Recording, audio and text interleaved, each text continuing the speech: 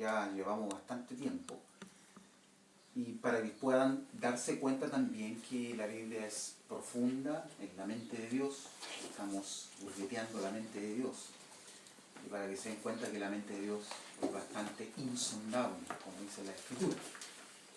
Comenzamos un tema que lleva por título El trasfondo de la cruz.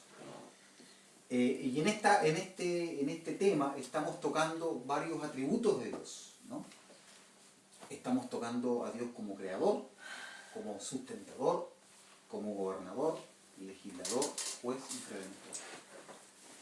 Y abarcar tantos atributos en un solo tema no es fácil de abordar, no es fácil de exponer, no es fácil de ordenar las ideas. Ha consumido bastante tiempo, pero también ha sido muy edificante para mi vida, y me imagino que la idea es que sea edificante para ustedes también. La idea de esto es explicar un poco el sentido que tiene la cruz, el motivo por el cual Cristo muere finalmente en una cruz, y cuál es, qué impulsó a Dios, qué motivó a Dios a enviar a su Hijo a morir en la cruz del Calvario. Lamentablemente, esto no se ha explicado muy bien, ¿no? Hemos, me incluyo, cometido muchos errores, y garrafales errores, y yo diría horrores en cuanto a la transmisión fiel del mensaje, del mensaje redentor, que envuelve, que encierra y que involucra la cruz. Y hay una frase bien importante que la labor de la Iglesia externamente tiene una labor, tiene una responsabilidad y tiene un deber y un privilegio. La Iglesia no puede quedarse en las cuatro paredes, ¿no es cierto?, con su típico culto dominical. También tiene una responsabilidad hacia el exterior. Y la responsabilidad de la Iglesia es reconciliar al mundo con Dios. ¿Ya? En ninguna parte de la Escritura dice vayan y evangelicen. La idea es reconciliar al mundo con Dios. La pregunta es ¿por qué tenemos que reconciliar al mundo con Dios? Somos un medio de gracia como Iglesia, ¿no es cierto? Y si hablamos de reconciliación significa que hay un conflicto entre el hombre y Dios.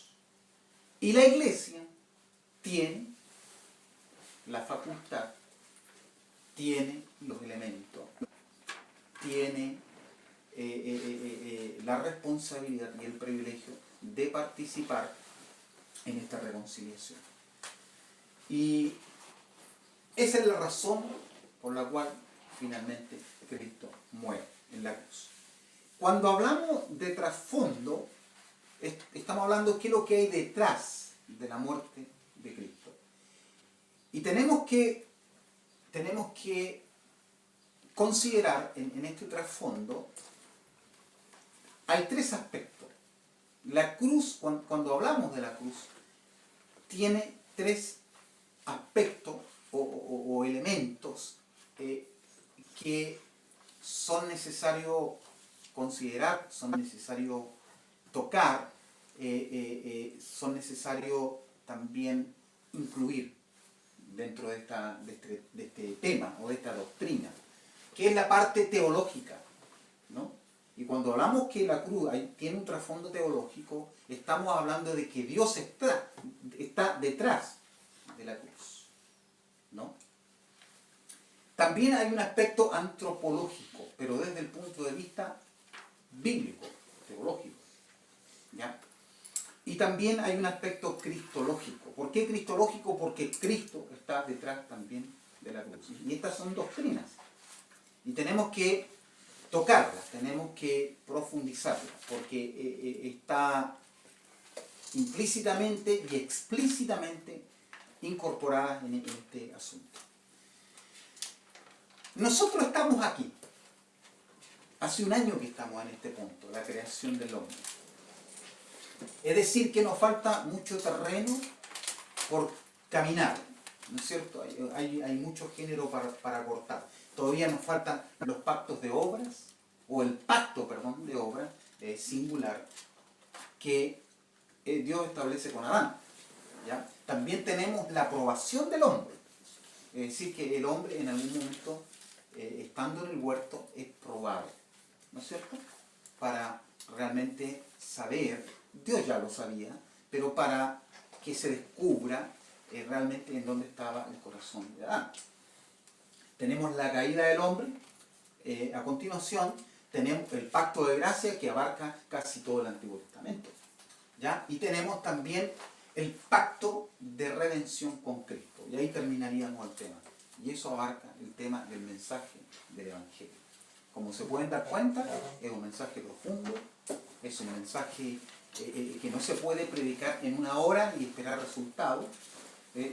Por eso que tenemos tanto, por eso que la gente hoy en día no es impactada por el mensaje del Evangelio, y consideran el Evangelio para las prostitutas, para los ladrones, para los estafadores, y ya, yo no soy estafador, yo no necesito a Cristo.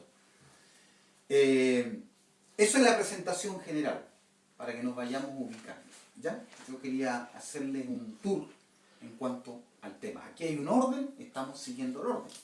Todavía estamos en Génesis 1, 26, 27. Ni siquiera hemos llegado a Génesis 3, 15. Ni siquiera hemos salido de él. ¿Ya?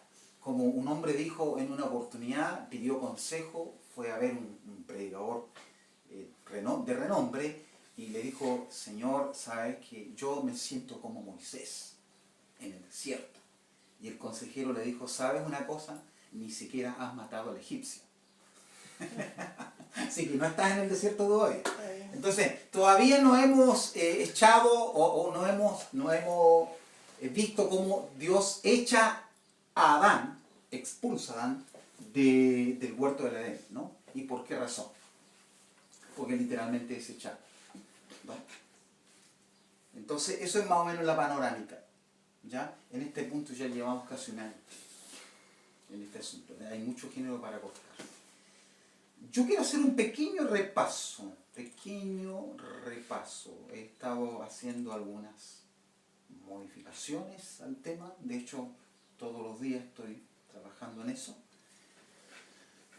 Este es el primer punto. Aquí estamos viendo la creación del hombre como un acto, no como un proceso. Esta postura echa por tierra la evolución del hombre. ¿Ya? La evolución dice que fue un proceso que parte y evoluciona, ¿no es cierto? Y curiosamente los evolucionistas no tienen una panorámica tan clara sobre el asunto. Pero aquí partimos hace un año atrás. Aquí vamos a hablar de Dios como creador, diseñador y alfarero. ¿Por qué alfarero? Porque le dio forma al hombre. ¿Ya? ¿Cuántos años hemos escuchado la canción del alfarero? ¿No es cierto? Pero sin entender, sin dimensionar, y tampoco no tiene ninguna trascendencia para nosotros. Pero cuando hablamos del alfarero es porque Dios le dio forma al hombre. La forma que tenemos es la forma que Dios nos dio, ¿no es cierto? Y hay un propósito, hay una razón de ser. Entonces, en esta primera etapa, crea al hombre para su gloria. ¿Ya? Y ahí ya comenzamos en conflicto con el hombre. Porque el hombre siempre va a querer robarle la gloria al Señor, ¿no es cierto? Y Darwin le quiso robar la gloria a Dios. Y se la dio, como decía Marco en delante, a la criatura. Le dio la gloria. Y aquí partimos diciendo que la creación del hombre es un acto legislativo. Es decir, que en el cielo hay un parlamento divino, celestial, hay un consejo divino. Y no es chiste, es un consejo divino. Y la creación fue un acto de un Dios trino. Es decir, que esta cosa de la creación del hombre no fue un asunto de casualidad, no fue un asunto, un arranque de emoción de Dios, ¿no? O una idea espontánea de Dios, un acto legislativo. Dios decretó la creación del hombre. Llegaron a un consenso y dijeron, no un consenso, sino llegaron a una determinación y dijeron, vamos a crear al hombre a nuestra imagen y semejanza. Por eso la palabra, el verbo, ¿no es cierto?, hebreo, hagamos, plural, hagamos. No estaban los ángeles. Los ángeles no participaron. ¿Ya? Fue el consejo divino quien determinó la creación del hombre. Primeramente, un acto legislativo. Fue un acto inmediato. ¿Qué significa eso? Que Dios se involucró personalmente en la creación del hombre.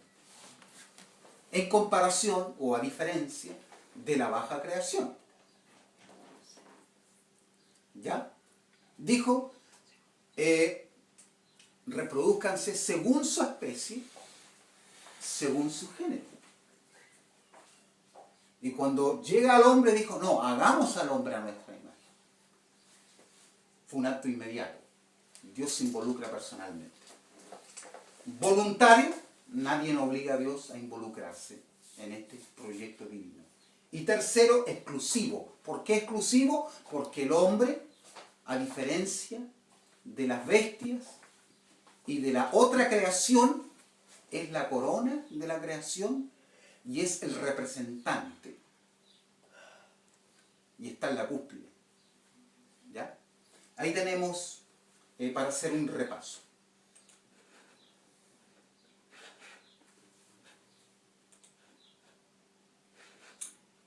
Muy bien. Perfecto. Vamos al diseño. Después estuvimos viendo el diseño del hombre, ¿no es cierto?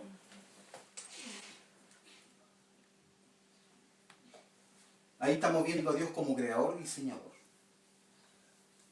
La imagen de Dios en el hombre. Estuvimos viendo que Dios diseña al hombre con dones naturales, diseña al hombre con cualidades espirituales y diseña al hombre con dones extraordinarios. Ahora, se preguntarán qué importancia tiene esto, ¿no es cierto?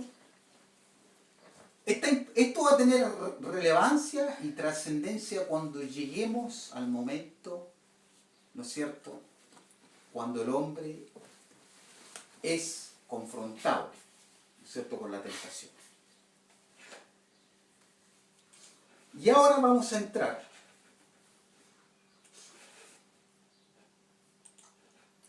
al propósito del hombre. Y aquí nos vamos a detener un poquito. El propósito del hombre.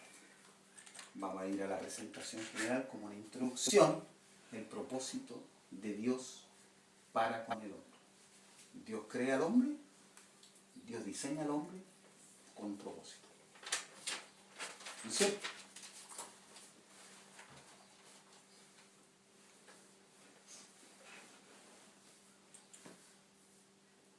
Hay dos ejemplos que siempre me han acompañado en mi peregrinaje con el Señor. Un sombrero de paja fue hecho, fue diseñado con un propósito, ¿no es cierto? Para cubrirse del sol particularmente, o de la lluvia no tan torrencial, algo puede cubrir. Pero hay algún ingenioso, entre comillas, que lo puede usar como olla para cocinar.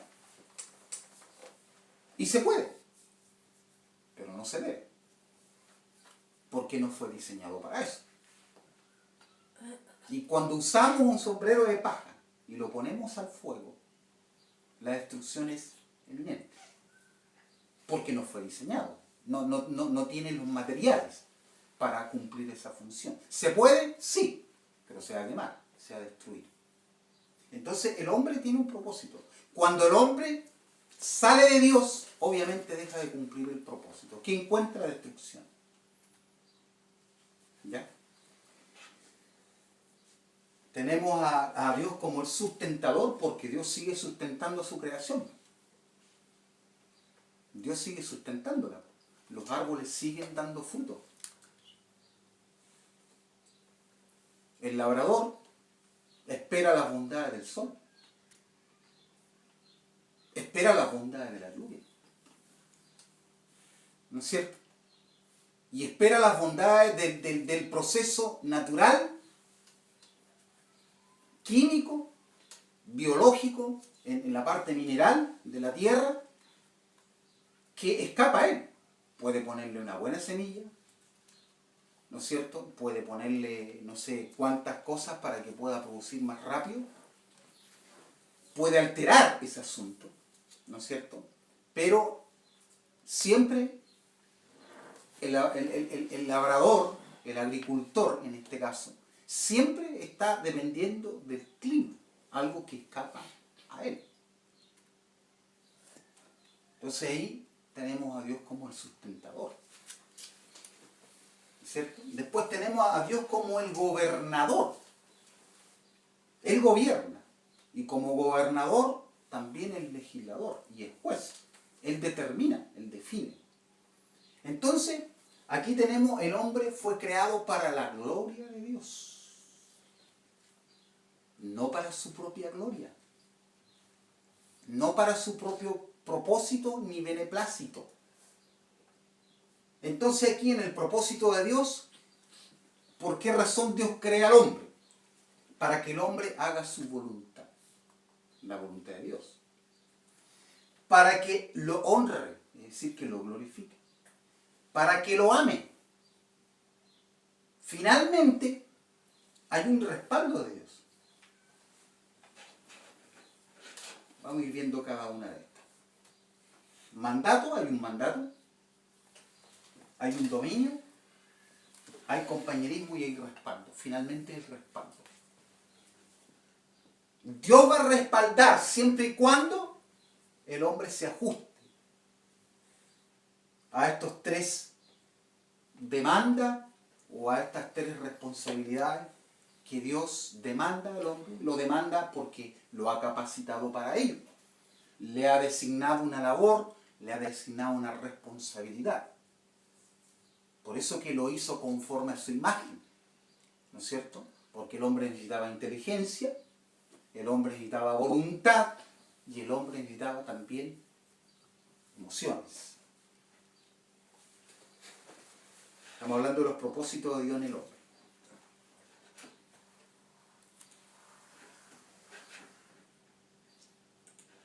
Perfecto.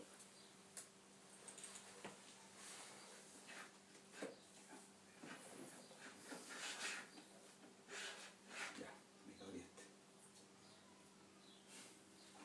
Las Escrituras establecen claramente como una verdad irrefutable que el hombre y la mujer fueron creados por Dios y para Dios. Eso lo vimos en la primera clase, yo me acuerdo, la primera clase. No sé si se acuerdan ustedes. Sí. Y que su existencia, pongan atención en esto, y que su existencia, es decir, la existencia del hombre, solo encuentra sentido y significado. Y este es uno de los grandes problemas de la humanidad. Sentido y significado. Y por eso que tenemos los psicólogos, para que nos ayuden a encontrar sentido, porque se le perdió el tipo. Se le perdió el significado. O sea, yo no sé por qué estoy aquí. Ni para qué estoy aquí. En amarle, glorificarle y hacer su voluntad.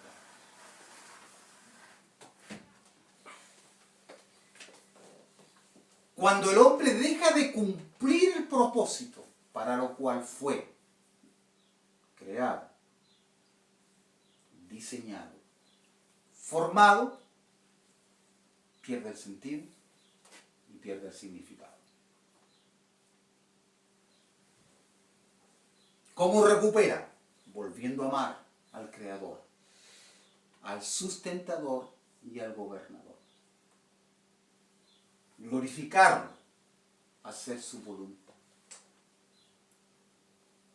Eso tiene que quedar bien en claro.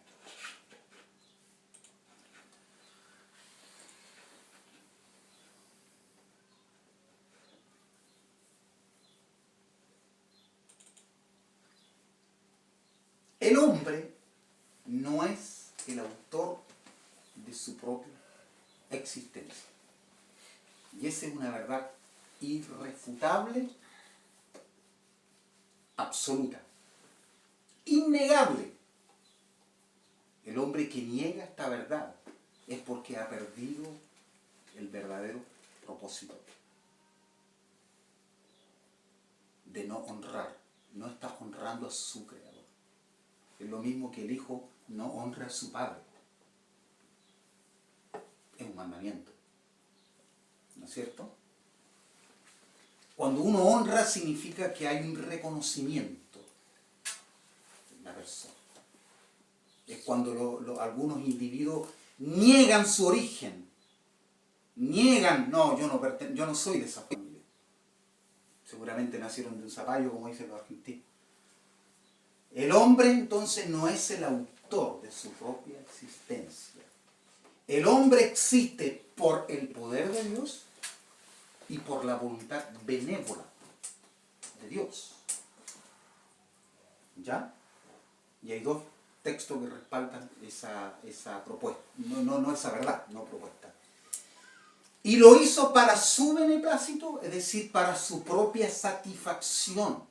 A Dios le plació crear al hombre. Trajo contentamiento. Por eso es que al final de la creación, Dios llega a la conclusión final, dice,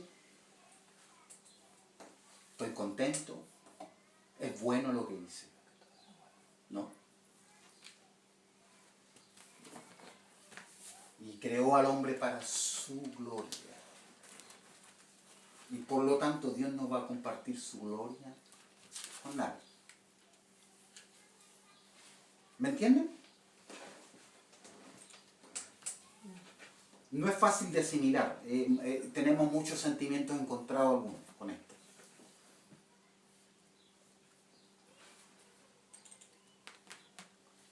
El propósito del hombre, o uno de los propósitos del hombre al ser creado, fue de vivir en compañerismo personal con Dios. Porque volvemos a repetir,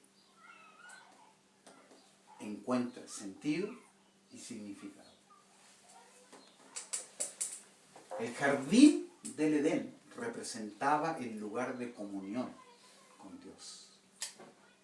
Era el único lugar en donde el hombre podía tener comunión con Dios. Fuera del Edén, el hombre pierde la comunión con Dios. Pasa a tener comunión con el otro señor que estaba esperándolo afuera. Porque la idea de Satanás era sacarlo fuera del Edén. Satanás estuvo en el Edén.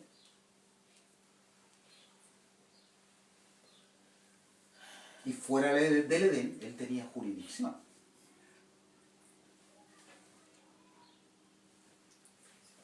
Y el jardín simboliza la vida más plena y una de las más grandes bendiciones reservadas para el hombre.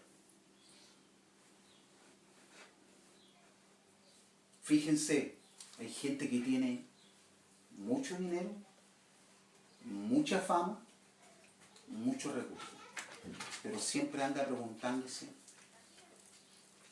siempre anda con la insatisfacción de que algo falta en su vida. ¿No? Porque el hombre trata de buscar el sentido y el significado de la vida en las cosas materiales. ¿No?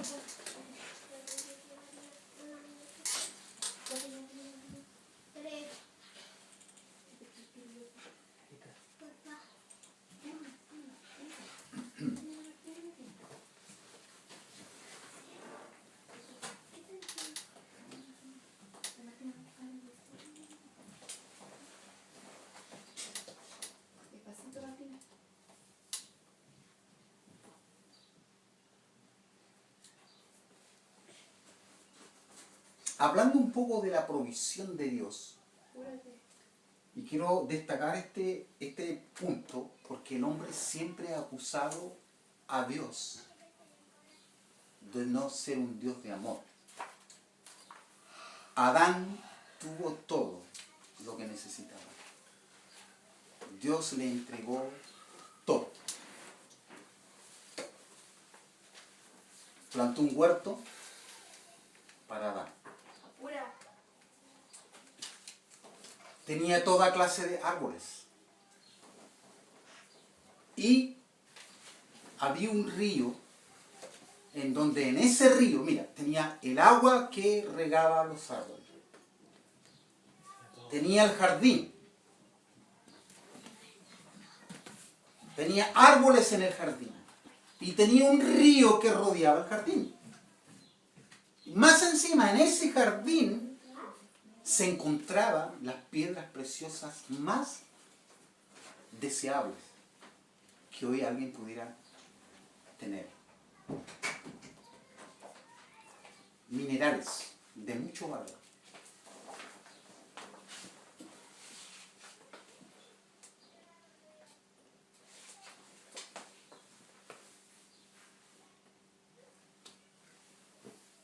El jardín del Edén era un lugar para vivir. No era un lugar para morir.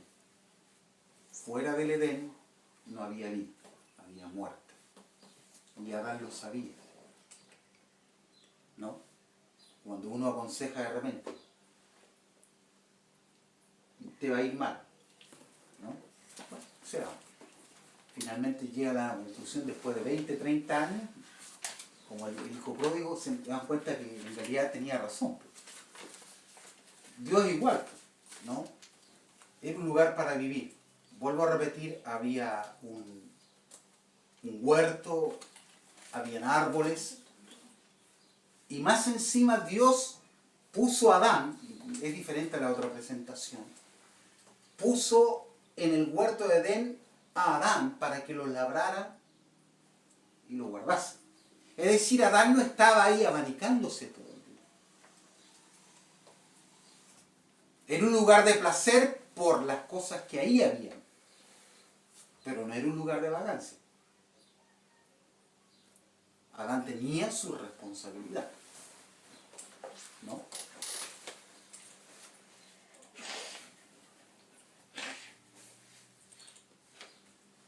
Génesis 2:15 lo puso en el huerto de Edén para que lo labrara y lo guardara. Estas dos palabritas en hebreo tienen un significado tremendo. Por eso es que es importante la etimología cuando uno estudia la Biblia.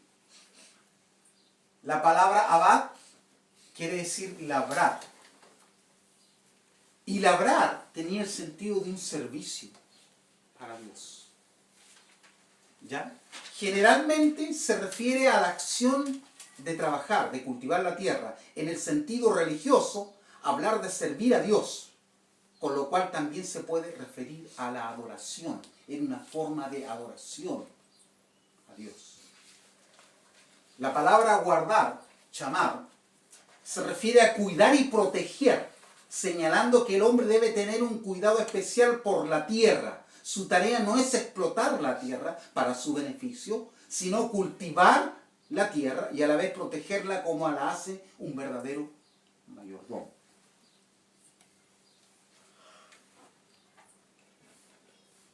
El trabajo fue la tarea del hombre antes de la caída y no el resultado del pecado. Por Adán tengo que trabajar ahora. No, Adán trabajaba antes de la caída. El trabajo siempre fue una bendición para Adán. ¿Ya? Produjo cargo. Fue más difícil. Ahora era la gota gorda que tenía que... ¿No? Porque no está la bendición de Dios en un sentido. La Escritura dice que había un vapor, no necesitaba lluvia, había un vapor que regaba la tierra, que salía y regaba y daba fruto. El hombre tenía que cuidar nomás, preservarla. No era mucho el desgaste físico. Entonces el trabajo fue la tarea del hombre antes de la caída y no el resultado del pecado. El término labrar significa servir, en tanto que guardar es proteger. Esto es parte de la responsabilidad del dominio humano. Tenemos que ser administradores, no explotadores de los recursos de este planeta. En la Biblia, Adán y Eva fueron hechos a la imagen de Dios para que tuvieran dominio sobre la creación. Ese es el único trabajo que se les asignó a hacer y no tiene nada que ver con las necesidades de Dios. Dios no tenía necesidades, eran para sus propias necesidades. De esta manera cumple con su papel de representar a Dios en la tierra. El hombre fue designado para representar a Dios en la tierra. También tiene connotación religiosa, especialmente en el contexto de guardar la ley de Dios. Tiene aplicaciones espirituales, quizás sugiriendo que en el trabajo también se adora y se sirve al Creador. Interesante este asunto, ¿no? El trabajo no solamente es para ganar plata, sino una forma de servir a Dios, haciendo las cosas de la mejor manera. Vamos de lleno al mandato.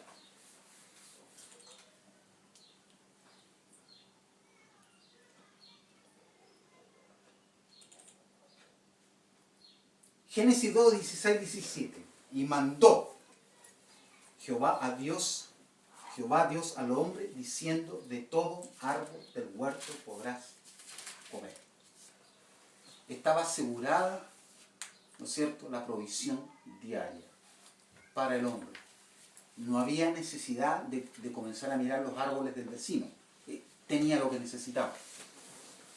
Más del árbol de la ciencia del bien y del mal no comerás, porque el día que de él comieras ciertamente morirás. Ese era el mandato. ¿Qué esperaba Dios del hombre? Obediencia. ¿Era difícil? No era difícil. Porque tenía 5 millones de árboles y había un solo árbol que estaba prohibido.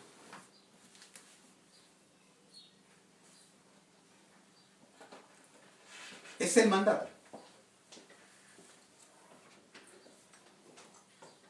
Vamos con el dominio.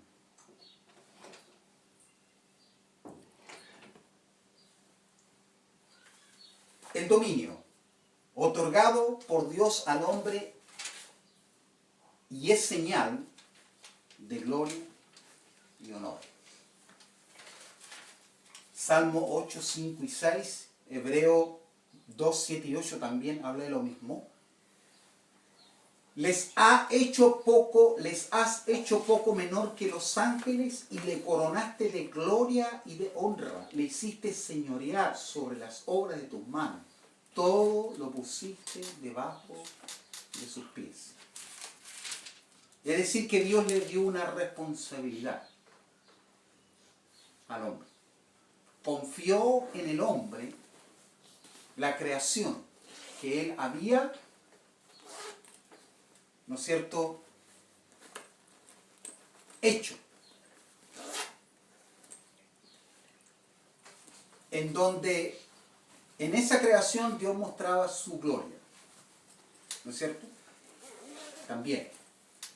Y Dios le dio el dominio a ese hombre. Le entregó al hombre la administración y la mayordomía de toda su obra. ¿Ya? Vamos a ver uno por uno.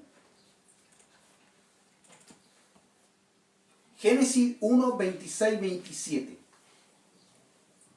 Y dijo Dios: hagamos al hombre a nuestra imagen, conforme a nuestra semejanza, y señoree. ¿Ya? No había otra forma de que el hombre cumpliera la labor de señorear. Vamos a definir un poco esa palabra. Es decir, que tenía que ser creado a la imagen de Dios. Dice: señoree en los peces del mar. Tenía un dominio marítimo. En las aves de los cielos tenía un dominio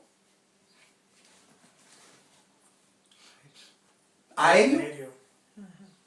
en las bestias y en toda la tierra y en todo animal que se arrastra sobre la tierra. Tenía un dominio terrestre.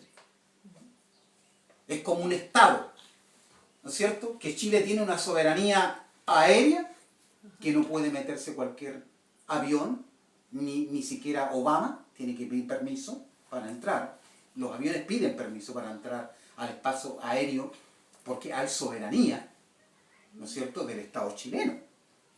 Igual que hay soberanía marítima, no cualquier barco puede entrar. Tiene que pedir permiso y autorización para entrar a las 200 millas marinas que corresponden a la soberanía chilena. Se dan cuenta de que hay principios que operan y que son los mismos principios divinos. Dios le dio a Adán soberanía aérea, terrestre, marítima. Por ejemplo, cada país tiene sus fronteras. Y en esa frontera hay puestos de aduana, en donde cualquier individuo no puede entrar. ¿No es cierto? Hay un control. Y eso significa soberanía. Tenemos soberanía sobre este territorio, por lo tanto nadie puede entrar. Ni siquiera un presidente de la República, de otro país. ¿No es cierto? Entra como cualquier mortal presentando los documentos en la aduana como cualquier mortal. La palabra y señoree, esto es literalmente aplastar. La palabra señorear significa aplastar. Es decir, que está todo debajo de nuestros pies.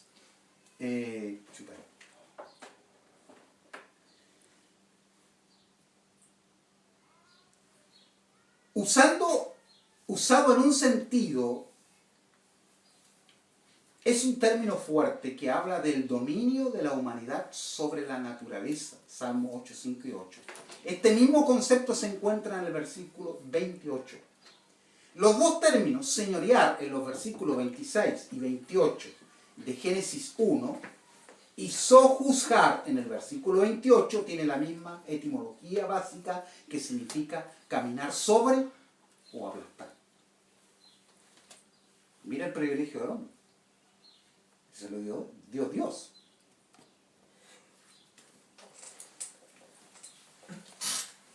Y ese poder, esa soberanía que Dios le dio al hombre, cuando el hombre cae, se la traspasa a Satanás.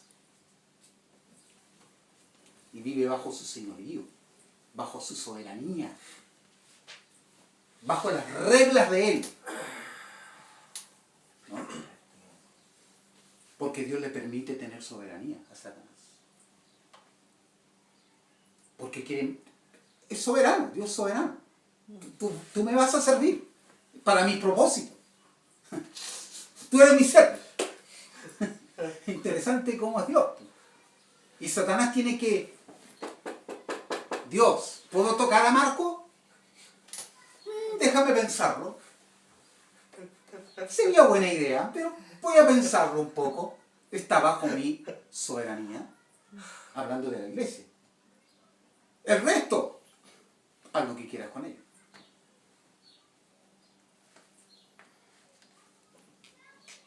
Aunque estos verbos parecen duros, reflejan la imagen del gobierno de Dios en el hombre.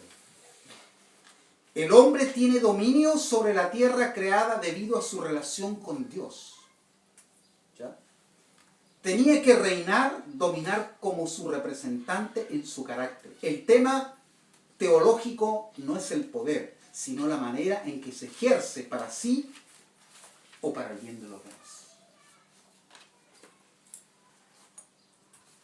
En este caso Adán ejerció para sí, tomó decisiones arbitrias, no para glorificar a Dios ni honrar a Dios, sino para honrarse a sí mismo. Y todos caímos ahí.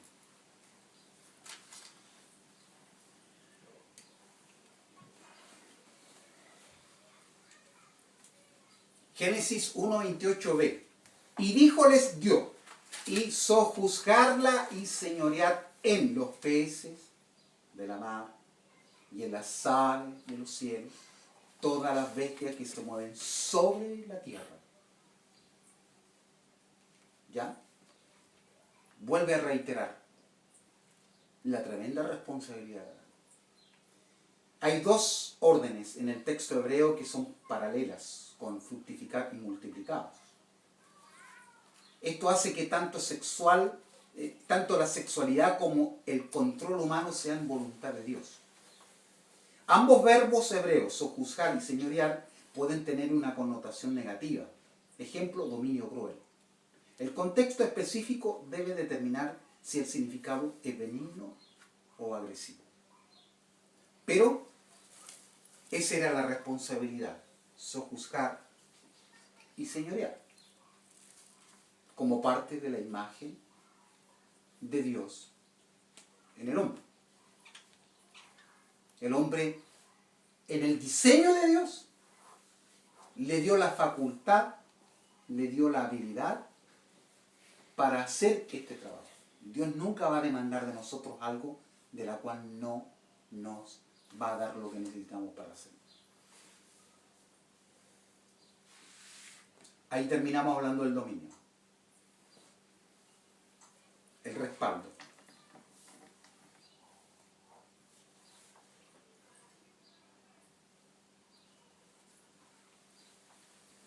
El respaldo de Dios estaba. Dios no dejó a Adán solo, bueno, ahora Adán arréglatelas como pueda, y bueno, tienes todo, sabes cómo hacerlo, y bueno, a tu criterio. Estaba la bendición de Dios y estaba la provisión de Dios. Génesis 1:28. Y le dijo, fructificad y multiplicaos y henchid la tierra. ¿Ya? La provisión, Génesis 1:29 al 31, vamos a verlo en más grande.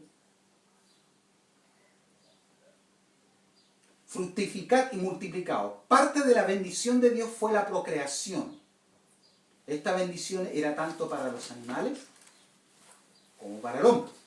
El relato de Génesis impulsa el crecimiento de la población. Es sorprendente que uno de los primeros actos de rebelión fue la renuncia de la humanidad de separarse y llenar la tierra.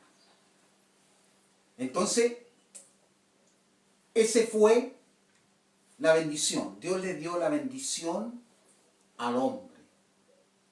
¿No es cierto? Tanto para los animales y para el hombre, de multiplicarse. Le dio la capacidad de multiplicarse. ¿No? Está la bendición de Dios ahí. Y tenemos la provisión de Dios.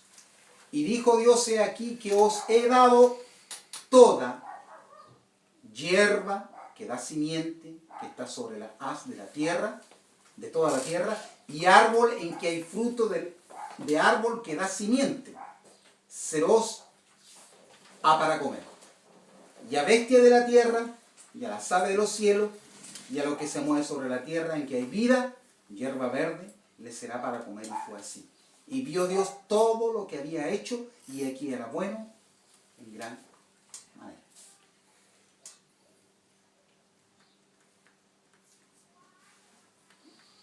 Ahí terminamos el propósito de Dios. Amar a Dios, le dio un mandato. Honrar a Dios, le dio dominio.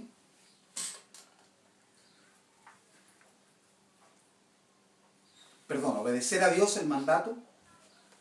Honrar a Dios en el dominio.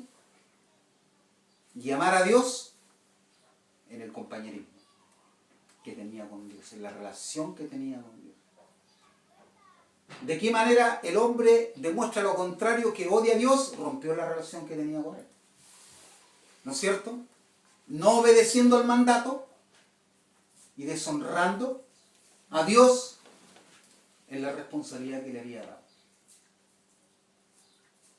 ¿Ya? Entonces ahí tenemos, y hemos terminado la primera parte. La primera parte.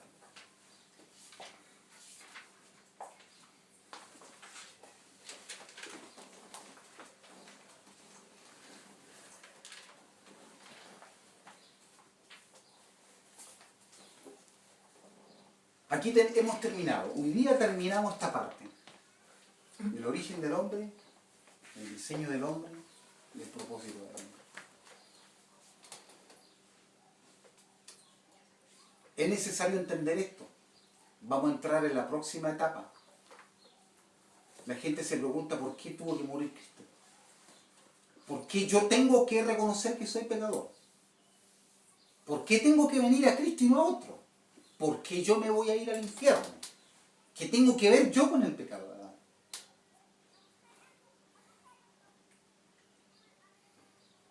¿Me entienden? La pregunta es, ¿por qué cae Adán? ¿Cómo cae Adán? ¿Y qué consecuencias trae para sí y para la humanidad? Porque no se olviden que en Génesis 3:15, cuando Adán cae de la gracia de Dios, hay una transgresión, ¿no es cierto? Hay un castigo y hay una pena. 3 términos legales. ¿Ya? Pero también hay una promesa de salvación.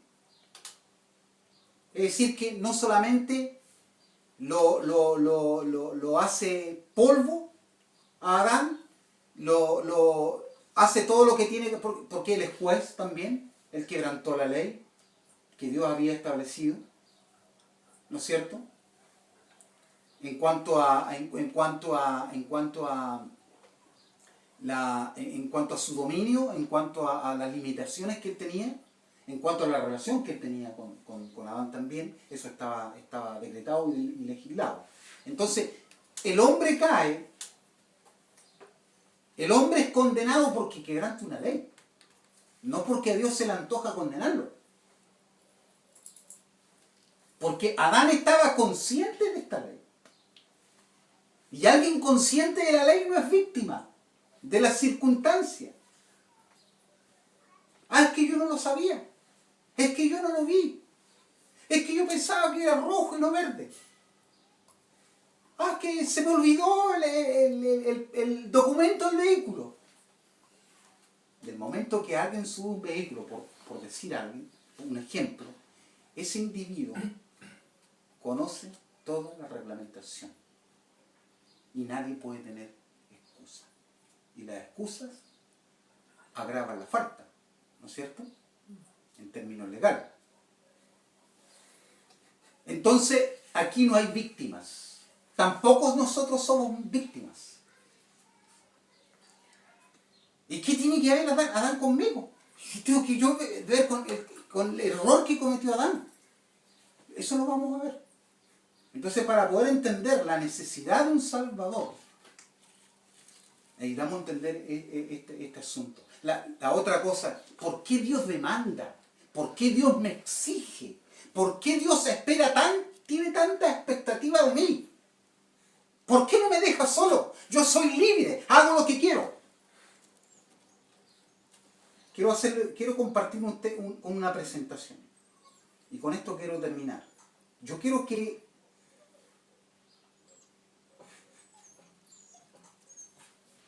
entendamos para nuestro bien, para nuestra paz interior. Entendamos esta cosa para nuestra paz interior.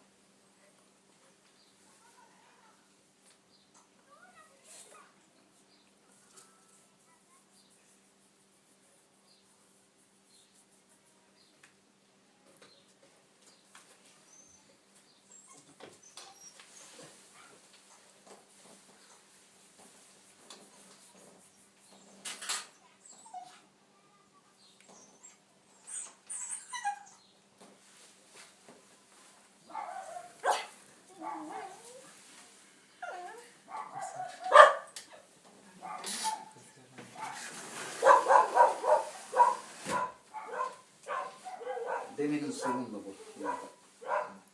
Llevando.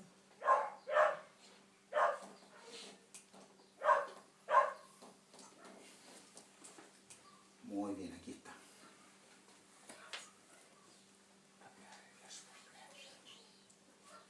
Quiero que entiendan esto. Es preferible entenderlo ahora y no en el día del juicio. En el día del juicio se van a acordar de estas presentaciones, mis queridos amigos. Pero va a ser tarde. Y esta verdad es importante, y se lo digo en serio, para su propio bien. Y acá hay un bienestar eterno. No es pasajero. Aquí tenemos que arreglar, tenemos que definir en dónde vamos a pasar la eternidad. ¿Ya? Esto es pasajero. Todo lo que vemos es fugaz, es efímero. En algún momento va a terminar. El profeta Steve Hopkins dijo 100 años más y esto termina. Y no está equivocado. Le dio en la tecla. Parece que tuvo una luz, una pequeña luz. Esta cosa termina. Se acaba. El show se acaba. Y viene otro show.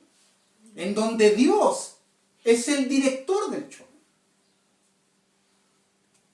El hombre es propiedad de Dios por creación. El hombre no tiene derecho a pataleo.